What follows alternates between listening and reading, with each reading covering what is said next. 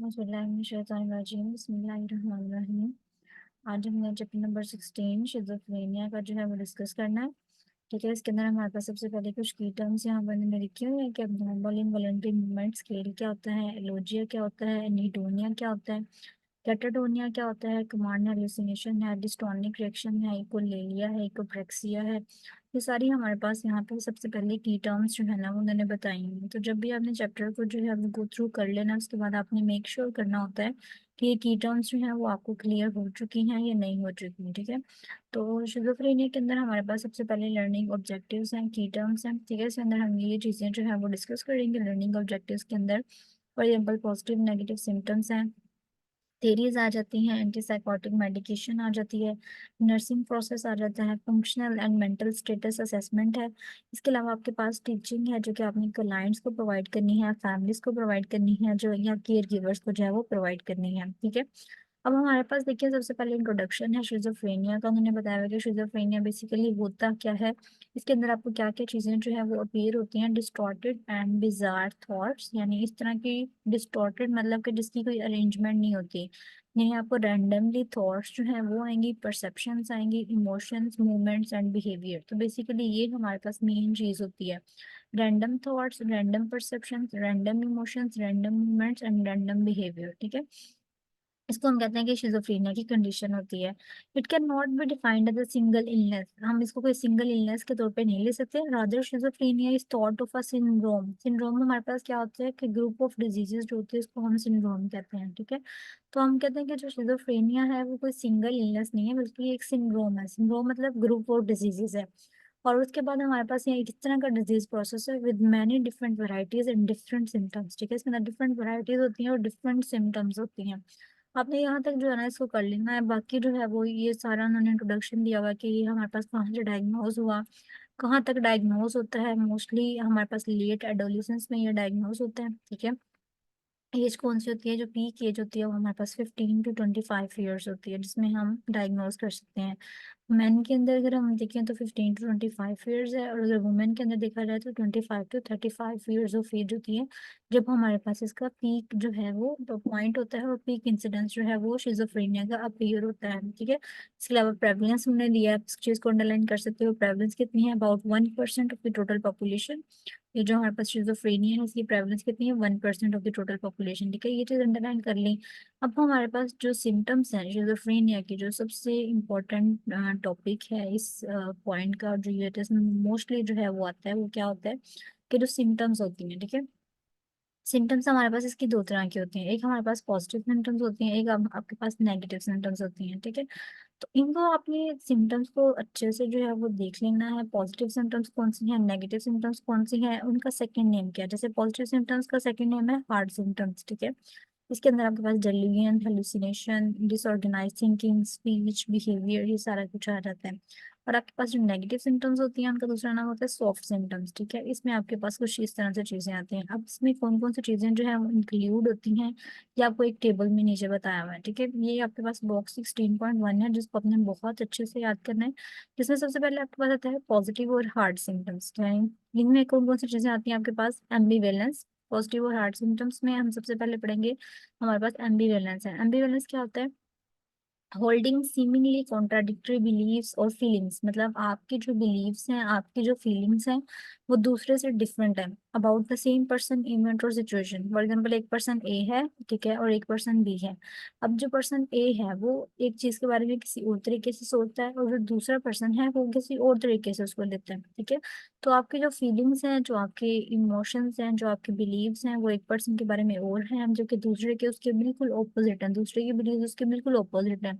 तो contradictory believe जितने भी होते हैं, कॉन्ट्राडिक्टरी फीलिंग्स होते हैं, उसे हम कहते हैं एम्बिवेलेंस। ठीक है, उसके बाद आपके पास आता है एसोसिएटिव लूजनेस। एसोसिएटिव लूजनेस का मतलब क्या होता है कि अगर आपके थॉट्स जो हैं, अगर आपके आइडियाज जो हैं वो फ्रेगमेंटेड है, यानी उनका कोई सीक्वेंस नहीं है, वो उनका पीसेस हो जाते हैं। जैसे थोड़ी बात कोई बात सोची है, फिर थोड़ी देर बाद कोई और बात सोच ली। ठीक है, मतलब कि एक प्रॉपर तरीके से जो है ना वो अरेंज नहीं है।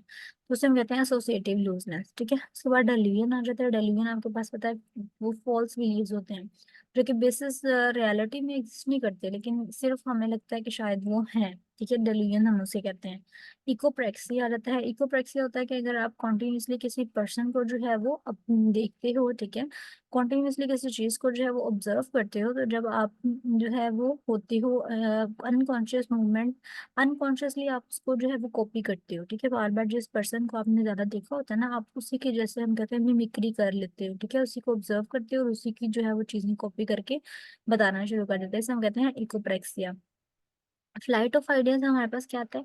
फ्लाइट ऑफ आइडियाज का मतलब होता है कि अगर आपके पास एक पर्सन है, ठीक है, वो रैपिडली जंप करता है एक टॉपिक से दूसरे टॉपिक में, दूसरे टॉपिक से तीसरे टॉपिक में, इसमें कहते हैं फ्लाइट ऑफ आइडियाज। ठीक है, यानी एक बात अभी कंप्लीट नहीं की, दूसरी बात में चला गया, दूसरी बात कंप्लीट नहीं की, थर्ड बात पे चला गया, इसे कहते हैं फ्लाइट ऑफ आइडियाज। उसके बाद आपके पास हेलुसिनेशन आ जाता है। हेलुसिनेशन भी हमारे पास सेंसिटिव परसेप्शंस होते हैं, यानी अगर हम कहें कि कोई इस तरह की चीज जो कि एग्जिस्ट करती है, मतलब मोस्टली लोगों को इस तरह लगता है कि जैसे उनके पास कोई चीज एग्जिस्ट करती है जबकि वो चीज नहीं एग्जिस्ट कर रही होती। ठीक है, रियलिटी में वो चीज एग्जिस्ट नहीं करेगी, लेकिन उनको इस तरह से एक्सपीरियंस होगा कि जैसे वो चीज यहाँ पर मौजूद है, उसे हम कहते हैं हेलुसिनेशन।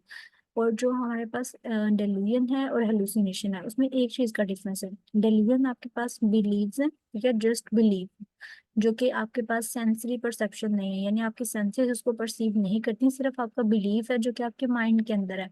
जबकि हेलुसिनेशन आपके पास सेंसरी परसेप्शन है। ठीक है, यानी जो चीज आपकी सेंसेस भी फील कर सकती हैं, उसे हम कहते हैं हेलुसिनेशन।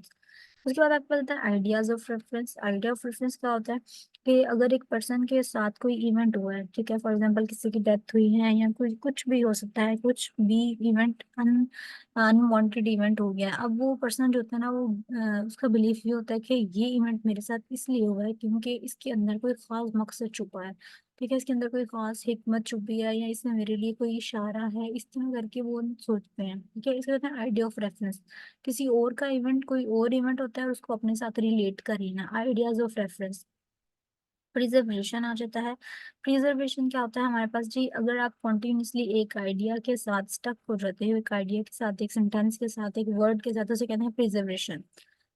बिजार बिहेवियर हमारे पास होता है। बिजार बिहेवियर हमारे पास किस तरह से होता है कि अगर आपकी क्लॉथिंग, आपकी जो मूवमेंट, आपकी आपके रहने सहने का स्टाइल नॉर्मल लोगों जैसा नहीं है, ठीक है, उनसे बिल्कुल हट के है, और थोड़ा सा कह लो कि डिफरेंट है, अनयूजुअल है, नॉर्मल नहीं है, तो उसको हम कहते हैं बिजार बिहेवियर। ठीक है, नेगेटिव सॉफ्ट सिम्टम्स की अगर हम बात करें तो उसमें सबसे पहले एलोजी आ जाता है। एलोजिया क्या होता है? अगर आप बहुत थोड़ी बात करते हो, बहुत मतलब लिटिल स्पीक, आपके पास कंटेंट ही नहीं होता बोलने के लिए, आपकी बात का कोई मतलब ही नहीं होता, उसे कहते हैं एलोजिया।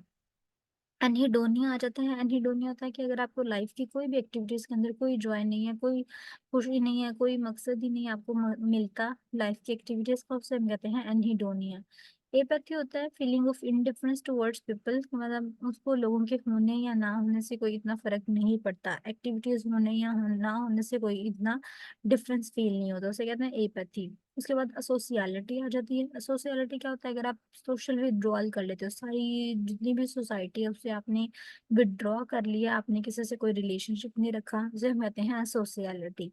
उसके बाद ब्लंटेड इफेक्ट होता है। ब्लंटेड इफेक्ट और फ्लैट इफेक्ट, इसको अपने अच्छे से देखना होता है बिकॉज ये दोनों मिलते जुलते होते हैं। ब्लंटेड इफेक्ट में होता है restricted range of emotional feelings, यानी अगर आपके जो इमोशंस हैं वो रिस्ट्रिक्ट हुए हुए हैं, ठीक है, मतलब थोड़े हैं।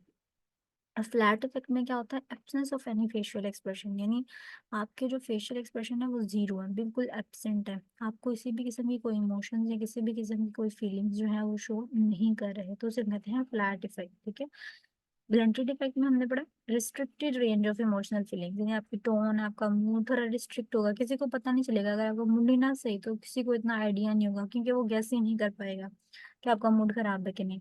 लेकिन जो फ्लैट इफेक्ट है उसमें आपके बिल्कुल मतलब सॉरी, जो ब्लेंडेड इफेक्ट है उसमें अगले को आइडिया थोड़ा सा होता है कि इसका मूड खराब है, लेकिन इतना ज्यादा नहीं होता, ठीक है, रिस्ट्रिक्ट होता है। फ्लैट में बिल्कुल भी आइडिया नहीं होगा कि अगले का मूड खराब है कि नहीं, मतलब आपने फेशियल एक्सप्रेशन ही शो नहीं करने कोई भी, इसे कहते हैं फ्लैट इफेक्ट। उसके बाद आपके पास कैटाटोनिया आ जाता है। कैटाटोनिया क्या होता है?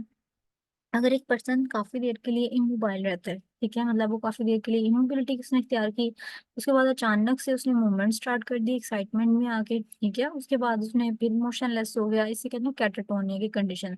मूवमेंट फिर स्टॉप फिर मूवमेंट, इसे हम कहते हैं कैटाटोनिया।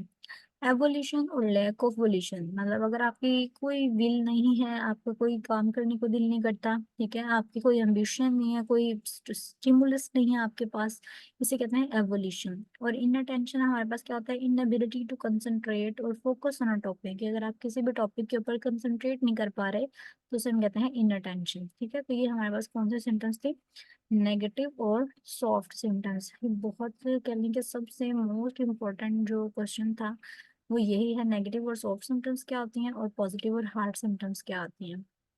और इसमें बहुत दफा रिपीट होने वाला क्वेश्चन है, इसके अलावा इसकी जो टर्म्स हैं वो भी बहुत आती हैं, ठीक है। तो ये आपने अच्छे से करना है। इसके अलावा आपने थोड़ा सा इसको रीड कर लेना है कि शिज़ोअफेक्टिव डिसऑर्डर कब डायग्नोस होती है, जब क्लाइंट सीवियरली इल होता है, ठीक है, उसके मूड सिम्टम्स चेंज हो रहे होते हैं, मूड डिप्रेशन यानी जिस तरह के डिप्रेशन, बाइपोलर डिसऑर्डर्स वगैरह उसको अपीयर हो रही होती हैं, लेकिन ये इतना इंपॉर्टेंट नहीं है, ठीक है। हमारे पास जो चीज़ इंपॉर्टेंट है यहाँ पे वो इसकी थेरीज आ जाएंगी। यहाँ पे कुछ उन्होंने टर्म्स दी हैं जो कि आपने पढ़ी होंगी। शिजोफ्रेनिफॉर्म डिसऑर्डर, ये आपके पास एग्जिबिट करता है क्लाइंट जब उसके पास साइकोसिस यानी अगर उसको मूड की प्रॉब्लम है फॉर लेस देन 6 मंथ्स, ठीक है। तो अगर उसको लेस देन 6 मंथ्स जो है वो है प्रॉब्लम, ठीक है, तो आप उसे कह सकते हैं कि ठीक है शिजोफ्रेनिया हो सकता है। सिम्टम्स परसिस्ट ओवर 6 मंथ, मतलब आप 6 मंथ से कम है तो आप शिजोफ्रेनिया का डायग्नोसिस नहीं बना सकते, लेकिन अगर 6 मंथ से ज्यादा हो गया तो फिर आप डायग्नोसिस को चेंज कर लेंगे, शिजोफ्रेनिया उसको कह देंगे कि हाँ इसको शिजोफ्रेनिया है। यानी अगर उसका मूड जो है वो 6 माह से कम हुआ है, अभी अरसा के वो चेंज होता है, वो डिप्रेशन में रहता है, 6 माह से कम अरसा हुआ है, तो फिर आप उसको शिजोफ्रेनिया नहीं कह सकते। लेकिन अगर 6 मंथ से ज्यादा हो गया टाइम, फिर आप उसे कहेंगे कि इसको शिजोफ्रेनिया की डिसऑर्डर है। कैटाटोनिया हमने पहले पढ़ा है, ठीक है, एक्टिविटी से रिलेटेड था। डेल्यूजनल डिसऑर्डर, डेल्यूजन का भी हमने पढ़ लिया। उसके बाद हमारे पास brief psychotic disorder. Brief psychotic disorder मतलब अचानक से उसको जो है ना वो डेल्यूजन, हालुसिनेशन इस तरह का अटैक आता है, फिर अचानक से वो जो है फिक्स हो जाता है, ठीक है। शेयर्ड साइकोटिक डिसऑर्डर इसका दूसरा नाम आपने याद रखना है, फोली एडेक्स। कभी कभी एमसीक्यू में पूछ जाता है कि अगर दो लोगों को सेम टाइप का डेल्यूजन, सेम टाइप के हेलुसिनेशन शो हो रहे हैं तो उसे हम कहते हैं शेयर्ड साइकोटिक डिसऑर्डर, ठीक है। शिजोटिपल पर्सनालिटी डिसऑर्डर आ जाता है, इसके पास हमारे पास एक बिहेवियर इस तरह का इंसान शो करता है कि जिससे उसकी साइकोटिक सिम्टम्स का हमें पता चल जाता है, ठीक है। मैंने इस तरह का बिहेवियर शो करेगा कि हमें पता चल जाएगा कि ये बंदा जो है वो नॉर्मल नहीं है, शिजोटिपल पर्सनालिटी डिसऑर्डर। अच्छा, यहाँ पे जो मेन चीज थी एटियोलॉजी की थी कि इसकी एटियोलॉजी क्या होती है, ठीक है, क्या रीजन होती है जिसकी वजह से शिजोफ्रेनिया हो सकता है। कहा जाता है हमारे पास मोस्टली रिसर्चर्स ने यही कहा है कि आपकी ब्रेन के अंदर कोई प्रॉब्लम होती है, ठीक है, अंडरलाइंग फिजिकल ब्रेन की प्रॉब्लम पैथोलॉजी होती है जिसकी वजह से शिजोफ्रेनिया होता है। लेकिन जो कुछ थियरीज होती हैं जो ये कहती हैं कि इंटरपर्सनल थियरी स्पेशली, ये पहला पॉइंट हमारे पास ये है कि फिजिकल ब्रेन की कोई प्रॉब्लम है, ठीक है। उसके अलावा जो इंटरपर्सनल थियरी है वो ये कहती है कि शिजोफ्रेनिया तब होता है अगर आपका रिलेशनशिप खराब हो, ठीक है, अर्ली लाइफ में या एडोलेसेंस में अगर रिलेशनशिप खराब हो तो उसकी वजह से शिजोफ्रेनिया हो सकता है, ठीक है। कुछ लोग कहते हैं कि शिजोफ्रेनिया क्यों होता है, schizophrenia results from dysfunctional parenting और फैमिली डायनामिक्स, यानी शिजोफ्रेनिया तब होता है जब आपकी पेरेंटिंग ठीक ना हुई हो, ठीक है, यहाँ आपकी फैमिली में कोई प्रॉब्लम जो है ना वो चल रहा हो, ठीक है, उस वक्त शिजोफ्रेनिया की कंडीशन होती है। तो ये हमारे पास मोस्टली मतलब एटियोलॉजी चूंकि हमने डिस्कस करनी है तो हम पॉसिबल रीजंस जो है ना वो तलाश करेंगे कि फिजिकली ब्रेन की कोई प्रॉब्लम है, या रिलेशनशिप में प्रॉब्लम है, या हमारे पास पेरेंटिंग में जो है वो कोई प्रॉब्लम आई है जिसकी वजह से शिजोफ्रेनिया की कंडीशन जो है वो कर रही है, ठीक है। इसके अलावा आप ये भी जो जितने भी न्यूरोकेमिकल या न्यूरोलॉजिकल थ्योरीज देते हैं लोग, वो कहते हैं कि एंटी साइकोटिक मेडिकेशन होती है जिससे जिससे आप इसी की शिजोफ्रेनिया के सिम्टम्स को क्या कर सकते हो, कंट्रोल कर सकते हो, ठीक है। अब एटियोलॉजी में ना सबसे पहले आपके पास बायोलॉजिकल थ्योरीज आ जाती हैं। बायोलॉजिकल थ्योरीज हमारे पास क्या फोकस करती हैं ज्यादातर, कि वो कहते हैं कि भाई जेनेटिकली ये प्रॉब्लम्स होती हैं, मतलब अगर पेरेंट्स को ये प्रॉब्लम है तो आगे से उनके बच्चों में भी ये प्रॉब्लम होती है कि उनको शिजोफ्रेनिया का मसला होगा, ठीक है। यानी जेनेटिक फैक्टर वो कहते हैं सबसे ज्यादा इम्पोर्टेंट होता है कि आपकी शिजोफ्रेनिया की जो पेरेंट्स में है तो उनके ऑफस्प्रिंग्स में भी मोस्टली ये ट्रांसफर होता है, इनहेरिटेड होता है, ठीक है। जैसे आइडेंटिकल ट्विंस के अंदर 50% रिस्क होता है कि उनको शिजोफ्रेनिया की हो सकती है। अगर हमारे पास वन ट्विन है तो 50% चांसेस दूसरे को होंगे, ठीक है। और अगर फ्रेटर्नल ट्विंस है, यानी एक होते हैं जो सेम सेम पेरेंट्स से होते हैं, ठीक है, और जो डिफरेंट से होते हैं उनका 15% रिस्क होता है कि उनके अंदर भी शिजोफ्रेनिया की कंडीशन हो सकती है। लेकिन जो टॉपिक था, जो मतलब मेन चीज थी वो यही थी कि जेनेटिकली जो है वो बहुत ज्यादा इम्पैक्ट होता है। अगर पेरेंट्स के अंदर है तो बायोलॉजिकल थ्योरी ये कहती है कि अगर पेरेंट्स के अंदर है तो हमारे पास बच्चों के अंदर भी ये चीज पाई जाएगी। दूसरी हमारे पास न्यूरो एनाटॉमिक या न्यूरो केमिकल फैक्टर्स आ जाते हैं, जहाँ से यहाँ पे हमने बायोलॉजिकल थ्योरी दो चीजों पे फोकस करती है ना, एक जेनेटिक फैक्टर्स के ऊपर और दूसरी न्यूरो एनाटॉमिक और न्यूरो केमिकल फैक्टर्स के ऊपर। तो जो दूसरे न्यूरो एनाटॉमिक फैक्टर्स हैं उनमें क्या कहा जाता है, उनमें ये कहा जाता है कि जो अक्सर सीटी वगैरह या एमआरआई वगैरह करवाया गया है, पेट स्कैन करवाया गया है, उससे साइंटिस्ट ने बताया है कि ब्रेन का ना कुछ स्ट्रक्चर होता है जो खराब होता है, ठीक है। जो शिजोफ्रेनिया के लोग होते हैं ना, उनका ब्रेन का स्ट्रक्चर होता है वो थोड़ा सा कह लो कि जो नॉर्मल ब्रेन होता है उससे डिफरेंट होता है, ठीक है। यहाँ उसके अंदर ब्रेन के टिश्यूज जो होते हैं वो कम होते हैं, ठीक है। और यहाँ उसके अंदर जो सेरेब्रोस्पाइनल फ्लूइड होता है, जो हमने पढ़ा हुआ है ना, सीएसएफ होता है हमारे ब्रेन के अंदर। तो वो कहते हैं यहाँ तो उसके अंदर ब्रेन टिश्यूज कम होते हैं, यहाँ उसके अंदर सीएसएफ की अमाउंट कम होती है, ठीक है, उन लोगों से जिनको शिजोफ्रेनिया नहीं होता, ठीक है। इसके अलावा उन्होंने सीटी स्कैन करवाया तो सीटी स्कैन से पता चला कि इस तरह के जो लोग होते हैं शिजोफ्रेनिया के लोग, इनके अंदर जो चीज शिजोफ्रेनिया की कॉज बनती है वो ये होता है कि इनका वेंट्रिकल जो होता है वो इनलार्ज होता है, ठीक है। ब्रेन के अंदर जो वेंट्रिकल्स होते हैं वो इनलार्ज होते हैं, या इनका जो अगर कॉर्टेक्स डिस्ट्रॉय हो जाए तो उसकी वजह से भी शिजोफ्रेनिया की कंडीशन हो सकती है, ठीक है। इस फिर हमने पेट स्कैन करवाया, ठीक है, सीटी करवाने के बाद पेट स्कैन करवाया गया तो पेट स्कैन से साइंटिस्ट ने ये कहा कि अगर ग्लूकोज का मेटाबॉलिज्म ठीक ना हो, ठीक है, या ब्रेन के टिश्यूज के अंदर जो है वो ऑक्सीजन पूरी ना गई हो तो उसकी वजह से भी क्या होता है, आपके पास शिजोफ्रेनिया की कंडीशन हो सकती है, ठीक है। ग्लूकोज का मेटाबॉलिज्म खराब हो, ऑक्सीजन ना पूरी पहुंच रही हो, या कॉर्टिकल स्ट्रक्चर जो है ब्रेन के वो सही तरीके से इस्टेब्लिश ना हुआ तो उसकी वजह से भी हमारे पास शिजोफ्रेनिया की कंडीशन हो सकती है, ठीक है। साइंटिस्ट ने फर्दर रिसर्च की, उन्होंने कहा कि ब्रेन का वॉल्यूम जो होता है वो डिक्रीज हो जाता है, ठीक है, ब्रेन जो फंक्शन करना बंद कर देते हैं, ठीक है, उनके टेम्पोरल एरियाज जो होते हैं वो भी प्रॉपर तरीके से इतना काम नहीं करते फिर, ठीक है। तो इस पैथोलॉजी की वजह से मैंने कहा कि ये पैथोलॉजी सारी कोरिलेट करती है पॉजिटिव साइन, यानी अगर तो टेम्पोरल लोब, आपको पता है ना ब्रेन के हमारे पास ब्रेन के लोब्स हैं, ठीक है, तो अगर तो टेम्पोरल लोब खराब होगा तो आपके पास पॉजिटिव साइंस अपीयर होंगे, और अगर फ्रंटल लोब जो है वो खराब होगा तो आपके पास नेगेटिव साइंस अपीयर होते हैं, ठीक है। हमारे पास ब्रेन के जो लोब्स होते हैं, आपने उसको याद रखना है कि ब्रेन के लोब्स हमारे पास जो है उसमें आपने देखना है कि कौन सा लोब जो है ना वो डिस्टर्ब हो रहा है, ठीक है। तो अगर आपके पास ब्रेन का फ्रंटल लोब, जैसे मैं आपको अगर पिक्चर में दिखाऊं फ्रंटल टेम्पोरल कौन कौन सा लोब होता है, तो ये आपके पास फ्रंटल लोब है, ठीक है। दिस वन, इसमें देखेंगे आपके पास नजर आ रहा है यहाँ पे, ये फ्रंटल लोब है, ठीक है, फ्रंट साइड पे होगा, और ये साइड पे टेम्पोरल लोब है। तो हमने पढ़ा है कि अगर आपके पास फ्रंटल लोब में प्रॉब्लम होती है तो नेगेटिव साइंस अपीयर होंगे, ठीक है। और अगर ये टेम्पोरल लोब जो है इसमें कोई मसला होता है तो आपको पॉजिटिव साइंस ऑफ शिजोफ्रेनिया जो है वो अपीयर होते हैं, ठीक है। तो ये हमने जो मेन चीज है ये याद रखनी है कि किससे किसकी वजह से क्या प्रॉब्लम हो सकता है, ठीक है। उसके बाद आप देखिए ये हमारे पास न्यूरो एनाटॉमिक थ्योरी थी जो हम पढ़ रहे थे। इसके अलावा कहा जाता है कि कुछ लोगों के अंदर ट्रॉमा वायरस या इम्यून सिस्टम खराब होता है, ठीक है, यहाँ अल्कोहल ज्यादा लेते हैं, वो स्ट्रेस लेते हैं तो उसकी वजह से भी शिजोफ्रेनिया की कंडीशन अपीयर हो सकती है, ठीक है। तो ये बेसिकली हमने कॉजेज जो हैं वो इसकी रीड की हैं। उसके बाद न्यूरोकेमिकल स्टडीज की वजह से इनको ये पता चला कि जो न्यूरो होते हैं ब्रेन के अंदर, डिफरेंट न्यूरो होते हैं, उनके अंदर जो है वो मसला होता है, इलेक्ट्रिकल सिग्नल्स वो सही तरीके से पास आउट नहीं करते, सिनेप्सिस के अंदर मसला होता है जिसकी वजह से शिजोफ्रेनिया की कंडीशन अपीयर हो सकती है। और सेवंथ वन वाली कॉज आप ये लिख सकते हैं कि अगर डोपामीन, सेरोटोनिन, नॉरएपिनेफ्रिन ये सारे न्यूरोट्रांसमीटर्स हैं, इनकी अमाउंट कम या ज्यादा हो जाए उसकी वजह से भी ये कंडीशन अपीयर होती है, ठीक है। एक्सेस डोपामीन, जैसे यहाँ पे लिखा हुआ है कि अगर डोपामीन ज्यादा हो जाए तो उसकी वजह से ये कंडीशन हो सकती है, ठीक है। यहाँ डोपामिनर्जिक एक्टिविटीज होती है एम्फेटामिन वगैरह की, उसकी वजह से साइकोटिक सिम्टम्स मोस्टली अपीयर हो सकती हैं, ठीक है। उसके बाद आपने यहाँ से करना है कि कुछ serotonin modulates and help to control excess dopamine. Excess serotonin itself contribute to the development of schizophrenia, यानी अगर सेरोटोनिन की अमाउंट ज़्यादा हो जाए उसकी वजह से भी आपको शिज़ोफ्रेनिया की कंडीशन हो सकती है। उसके बाद इम्यूनोवायरोलॉजिकल फैक्टर्स हैं, यानी आपका इम्यून सिस्टम जो है वो ख़राब है, इम्यून रिस्पॉन्स अच्छा नहीं दे रहा, इम्यून सेल्स जो है वो इतना अच्छा रिस्पॉन्स नहीं कर रहे, तो उसकी वजह से शिज़ोफ्रेनिया की कंडीशन हो सकती है। अब साइटोकाइंस वगैरह जो होते हैं जो कि हमारे पास साइकेट्रिक डिसऑर्डर्स में रोल प्ले करते हैं, ठीक है। तो अगर आप स्ट्रेस लेते हैं, फिजिकल या साइकोलॉजिकल स्ट्रेस लेते हैं, तो उसकी वजह से हमारे पास साइटोकाइंस रिलीज होते हैं। साइटोकाइंस क्या है? केमिकल मैसेंजर्स जो कि इम्यून सेल्स के अंदर होते हैं, ठीक है।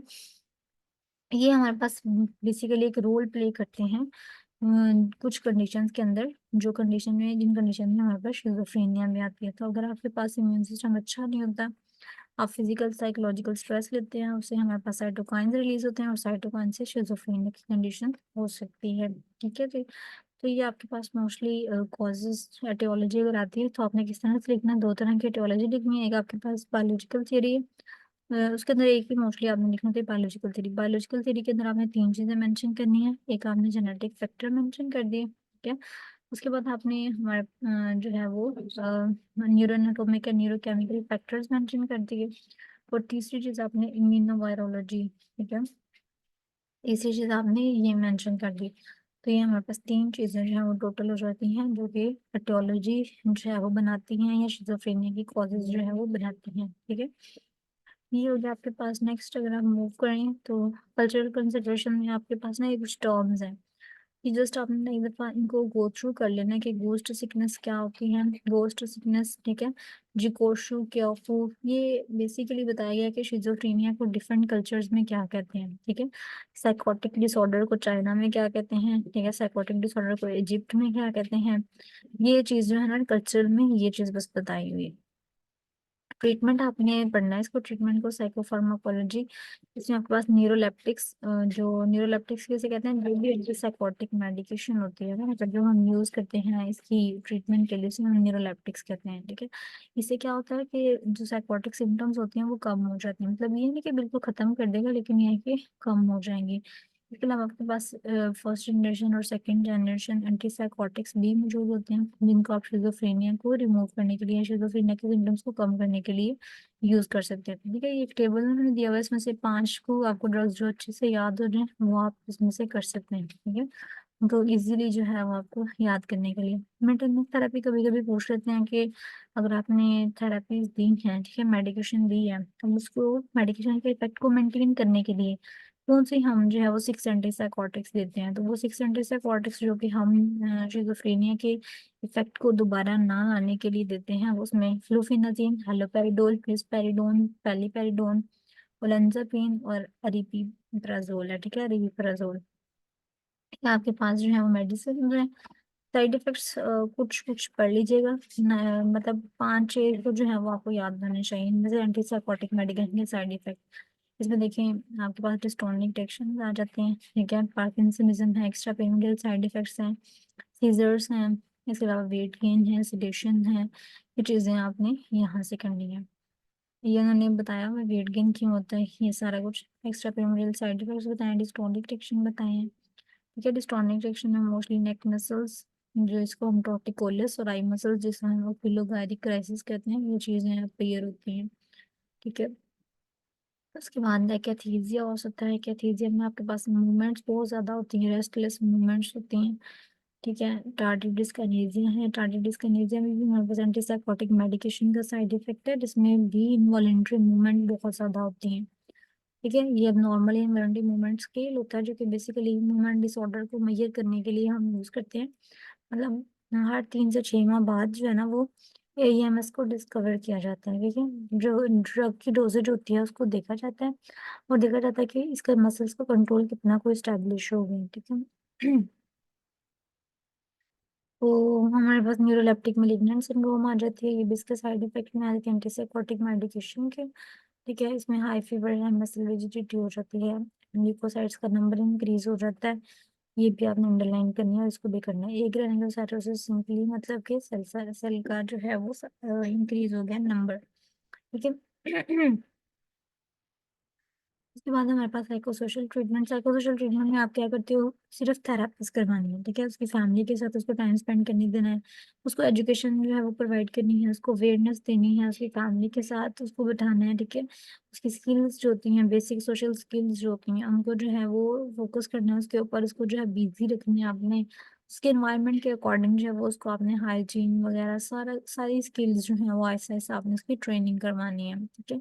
DSM 5 क्राइटेरिया थोड़ा सा बताया हुआ उन्होंने आपको। फैमिली एजुकेशन करवानी है आपने, शिजोफ्रेनिया की फैमिली को भी कहना है कि आप उसकी अच्छे से जो है वो केयर करें, ठीक है। प्रॉब्लम्स वगैरह जितनी भी आती हैं उनको भी अच्छे से डील करना है। नर्सिंग प्रोसेस में आपके पास असेसमेंट है, ठीक है।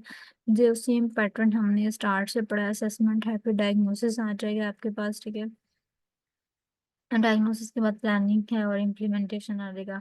ट्राई किया करें कि ये जो आपके पास डायलॉग्स लिखे होते हैं इनको भी जरूर रीड किया करें, ठीक है। मतलब नर्स ये कहती है तो क्लाइंट को भी इस तरह से रिस्पॉन्स देना चाहिए, ठीक है। ये डायलॉग्स भी जो है ना वो अच्छे होते हैं। अच्छा, यहाँ पे ना टाइप्स ऑफ डेलीवन यहाँ पे दी हुई है, ये आपने टाइप भी जरूर करनी है।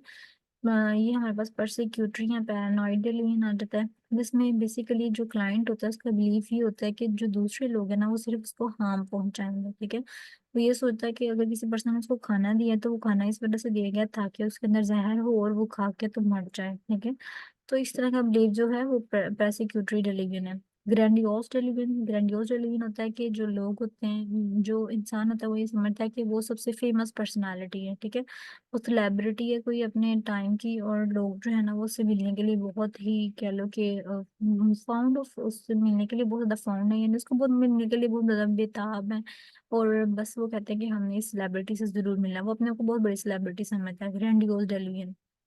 रिलीजियस डेलीवियन में हम कहते हैं कुछ लोग होते हैं जो कि मतलब अपनी जिनकी मेंटल हेल्थ जो है वो ठीक नहीं होती, मेंटली वो मतलब उनकी साइकोटिक कोई डिसऑर्डर होती है जिसकी वजह से वो अपने आप को कहते हैं कि मैं प्रॉफिट हूँ या मैं खुदा हूँ, इस तरह से माजल्ला वो कहते हैं, तो वो आपके पास रिलीजियस डेलूजन आ जाता है। मतलब कुछ तो कॉन्शियसली कहते हैं, कुछ अनकॉन्शियसली कहते हैं, तो जो अनकॉन्शियसली कहते हैं उनके अंदर बेसिकली रिलीजियस डेलूजन होता है।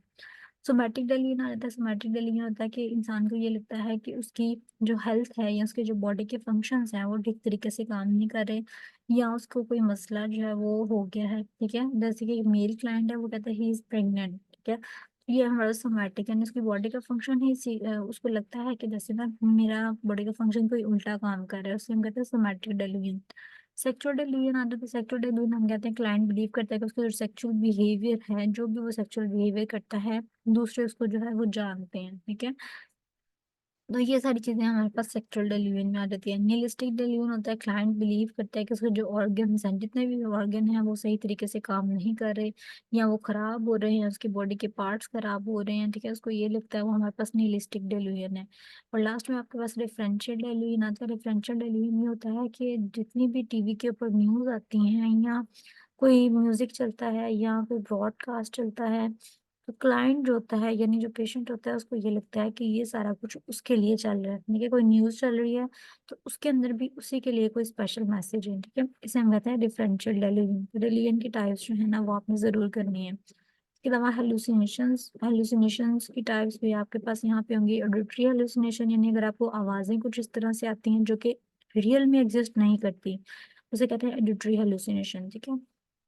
विजुअल हेलुसिनेशन यानी कुछ चीजें आपको इस तरह से नजर आती हैं, डेड पर्सन वगैरह या मॉन्स्टर इस तरह से, ठीक है, जो असल में एग्जिस्ट नहीं करता, उसको हम कहते हैं विजुअल हेलुसिनेशन। और लास्ट में आपके पास ओल्फैक्टरी हेलुसिनेशन, टेक्टाइल हेलुसिनेशन आ जाती है। ओल्फैक्टरी मतलब स्मेल आपको इस तरह से आती है जो कि रियल में एग्जिस्ट नहीं करती। और टेक्टाइल हेलुसिनेशन यानी कुछ चीजें, सेंसेशंस इस तरह के जो कि बॉडी वगैरह से आपको लगता है कि आपकी स्किन के ऊपर कुछ चल रहा है, ठीक है। कोई कीड़ा चल रहा है या कोई इंसेक्ट है जो कि रन कर रहा है, तो वो टेक्टाइल हेलुसिनेशन है। गेस्टेटरी हेलुसिनेशन होता है कि आपका टेस्ट खराब होता है, ठीक है। आपके फूड का बर्ड जो टेस्ट बर्ड्स होते हैं वो बिल्कुल मेटालिक होते हैं या बिटर होते हैं, बहुत बुरा टेस्ट होता है, इसे कहते हैं गेस्टेटरी हेलुसिनेशन। कैनेस्थेटिक हेलुसिनेशन होती है कि अगर आपको लग रहा है कि बॉडी के फंक्शंस अनडिटेक्टेबल हैं, जैसे आपको लगता है कि मतलब जैसे हमारी बॉडी के अंदर कोई फंक्शन हो रहा और हमें वो फील हो रहा, उसे कहते हैं कैनेस्थेटिक हेलुसिनेशन। मतलब इस तरह के जो पेशेंट्स होते हैं ना वो कहते हैं कि मुझे फील हो रहा है कि मेरी किडनी से जो है ना वो वाटर जा रहा है, अब यूरिन की फॉर्मेशन हो रही है, इस तरह से मतलब वो कहते हैं कि हमें सारा कुछ फील हो रहा है, कैनेस्थेटिक हेलुसिनेशन। काइनेस्थेटिक हेलुसिनेशन हम कहते हैं कि जब क्लाइंट बिल्कुल मोशनलेस होता है लेकिन वो अपनी बॉडी की मूवमेंट की सेंसेशंस को रिपोर्ट करता है, ठीक है। मतलब ऐसे वो कहता है कि मैं ऊपर चल रहा हूँ, ग्राउंड के ऊपर चल रहा हूँ, क्लाइंट बिल्कुल मोशनलेस है लेकिन वो कहिए कि मैं चल रहा हूँ, मैं मूव कर रहा हूँ, इस तरह से काइनेस्थेटिक हेलुसिनेशन, मतलब उसको मूवमेंट की हेलुसिनेशन आती है। तो हेलुसिनेशन के टाइप्स और डेल्यूजन की टाइप्स, ये दो चीजें आपने जरूर करनी है, ठीक है। इसके बाद डायग्नोसिस है, ये ऊपर वाली प्लानिंग इम्प्लीमेंटेशन चल रही है, इसको आप एक दफा पढ़ सकते हैं, ठीक है। मोस्टली हमने चैप्टर्स के अंदर अब अभी तक बहुत ज्यादा इसको पढ़ा है, डायग्नोसिस को, इम्प्लीमेंटेशन को, आपने क्या क्या चीजें जो है वो करनी है, ठीक है। ये नर्सिंग इंटरवेंशन कुछ लिखी हुई हैं, इनको भी आपने जरूर रीड करना है, जो भी शिजोफ्रेनिया के पेशेंट हैं, ठीक है। उनके लिए जितने भी नर्सिंग इंटरवेंशन कर सकते हैं आपने उनको सेफ्टी का इंश्योर करवाना है, थेरापेटिक रिलेशनशिप एस्टैब्लिश करवाना है, थेरापेटिक कम्युनिकेशन यूज करनी है, ठीक है। आपने डिलीजन को ओपनली नहीं बताना उनको, ठीक है। आपने डिस्ट्रैक्टिंग टेक्निक्स यूज करने हैं उनको डिट्रैक्ट करने के लिए, आपने उनको रियलिटी से फेस करवाना है, ठीक है, रियलिटी को दिखाना है, हेलुसिनेशन वगैरह के बारे में उनको क्लियर कट बता देना है, या सोशली जो इनअप्रोप्रिएट बिहेवियर है उसके बारे में भी बताना है। इसके अलावा अपने क्लाइंट को जो है वो ट्रीटमेंट के साथ बिल्कुल अलाइन करवाने की कोशिश करनी है, जो भी उसका ट्रीटमेंट है आपने कोशिश करनी है कि वो ट्रीटमेंट ले, सोशल स्किल्स वगैरह उसको सिखानी है, एजुकेशन करवानी है, फैमिली की टीचिंग करवानी है, इसके अलावा सपोर्ट सिस्टम जो है वो करवाना है, ठीक है। एक्टिव लिसन भी करना है उसको। तो ये हमारे पास मोस्टली इंटरवेंशन है जो कि एक नर्स ले सकती है शिजोफ्रेनिया के पेशेंट के लिए, ठीक है जी। ये कोपिंग शॉपिंग ये सारा कुछ वार्डन के जो फंक्शंस हमने पढ़े थे 11, ठीक है, वो है। तो ये भी ऑलमोस्ट हर चैप्टर के लास्ट पे उन्होंने लिखे होते हैं, अगर आप इसको पढ़ना चाहो तो एक दफ़ा रीड आउट कर सकते हो, ठीक है। कुछ एजुकेशन दी हुई है कि अगर आपने आपका पेशेंट शिजोफ्रेनिया के साथ अफेक्टेड है तो आप कौन कौन सी चीज़ें जो है वो इस्तेमाल कर सकते हैं, या कौन कौन सी एजुकेशन आपके लिए ज़रूरी होती है, पॉइंट्स टू कंसिडर। जब भी आपने शिजोफ्रेनिया के क्लाइंट के साथ काम करना है तो अपने जो पॉइंट्स अपने माइंड में रखने हैं कि ये वाले जो क्लाइंट्स होते हैं ना, ये मतलब रिपीटेड हॉस्पिटल स्टेज होता है, मतलब कभी आते हैं कभी जाते हैं, तो आपने उनके साथ जो है ना फ्रस्ट्रेशन का बिहेवियर नहीं रखना, यानी बेजारी इख्तियार नहीं करनी, ठीक है।